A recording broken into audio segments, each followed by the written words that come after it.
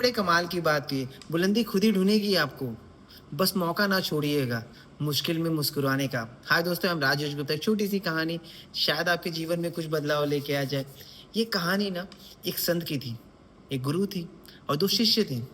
उन्हें वाचिक सिखाते थे कि भगवान के बारे में कैसे लोगों को बताया जाए, कैसे उनके ध्यान से सुना जाए, कैसे अपने प्रति उन्हें इस तरीके से समझाया कि भगवान के द्वार तक लेके जाए, चाहे उनके मन की शांति, सुकून के बारे में प्रवचन दिया जाए, कैसे किया जाए, दोनों शिष्य को सिखाया जाता था। तो जब दोनों शिष्य सीख गए ना, तो उनसे कहा गया कि आप गाँव-गाँव जाके सबको ज्ञान बाँटो और ऐसा बाँटो कि सब तुम्हें बुलाना चालू कर दें, कीर्तन करने लगे। तो उन्होंने कहा, "ठीक है गुरुजी, मैं जाता हूँ।" तो दोनों जन साथ में चले जाते और जहाँ गाँव में गाना गाते, तो जो पहला शिष्य होता है ना, वो इतना अच्छा प्रवचन देता है ना, तो उन सब इंसान गाने लगते, सुनने लगते, मगन हो जाते, इतना सुनना पड़ा।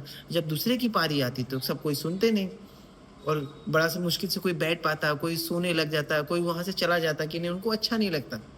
ऐसा करते-करते ना धीरे-धीरे हर गाँव में जाते, प्रवचन देते। लेकिन मुश्किल कहाँ हो गई ना, जो दूसरा वो जो शिष्य था ना, उसकी कोई सुनना नहीं चाहता था और धीरे-धीरे पूरे गाँव में फैल गया था और सब धीरे-धीरे उनसे कहने लगे थे कि यार तुम रहने ही दो, तुम्हारा सुनने में बड़ा मज़ा नहीं आता। जो पहले वाले ना, उनका तो बस ऐसा लगता है कि वो बोलते जाएँ और हम सुनते चले जाएँ। तो जो दूसरा शिष्य था ना, उसे बड़ा गुस्सा आ गया कि गुरुजी उसे कुछ अलग सा ज्ञान देते हैं, जो मुझे ज्ञान नहीं देते। वो चला गया गुरुजी के पास, बोला, "गुरुजी, आप मेरे लिए ऐसा अन्याय कर रहे हैं। आप उसे ऐसा कौन-सा ज्ञान दे रहे हैं जो वो मुझसे अच्छा गा रहा है, जो मुझसे अच्छा ज्ञान दे पा रहा है और जो अच्छी तरीके से भगवान के बारे में समझा पा रहा है और मैं नहीं कर पा रहा हूँ। आप मुझे ऐसा क्यों छुपा रहे हैं?" तो गुरुजी ने बड़ा मुस्कुरा कर कहा, बोला, "मैं तुमको एक कहानी बताता हूँ।" तो बोला, "ठीक है, बताइए।" बोला, "एक रेगिस्तान था।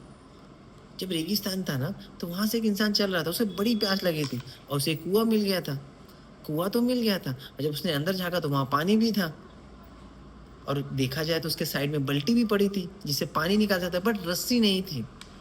वो ढूँढने लगा, बहुत टाइम तक परेशान हुआ, बड़ी कोशिश किया, मगर वो निकाले कैसे? उसे समझ में नहीं आया, वो धीरे से चला गया। उसी तरह एक शिष्य और आ गया। जब वो रेगिस्तान में आया ना, तो उसने भी कुआँ देखा, उसमें पानी था, उसने झाँका, उसको भी लगा कि यार पानी तो प्यास है यहाँ पे, बाल्टी भी जिसे निकाला जा सकता है, लेकिन रस्सी नहीं है। वो बड़ा परेशान था कि कुछ तो मिल जाए जिससे मैं रस्सी बना के कर, तो सोचा कि कहीं तो सूखी झाड़ होगी जो लकड़ी मिल जाए, और देखा तो दूर उसको सूखी लकड़ी मिल गई थी। बोला, वहाँ चलता है, कुछ तो जुगाड़ करके टहनियों से मैं रस्सी बना दूँगा। जब वहाँ जाता तो देखता उसको बहुत पर्याप्त मात्रा में उसे लकड़ी मिल जाती है, सूखी लकड़ी मिल जाती है, जिससे वो आसानी से धागा बना लेता है। इस तरीके से बना लेता है और जब बनाता है उसे डालता है और पानी पी लेता है। अब मुझे ये बताओ कि सबसे ज़्यादा प्यास किसको लगी थी? बोला, गुरुजी, दूसरे वाले को लगी थी, वो तो स्वाभाविक बात है। पहला वाला तो चला गया, दूसरे वाले को तो तभी वो लगे।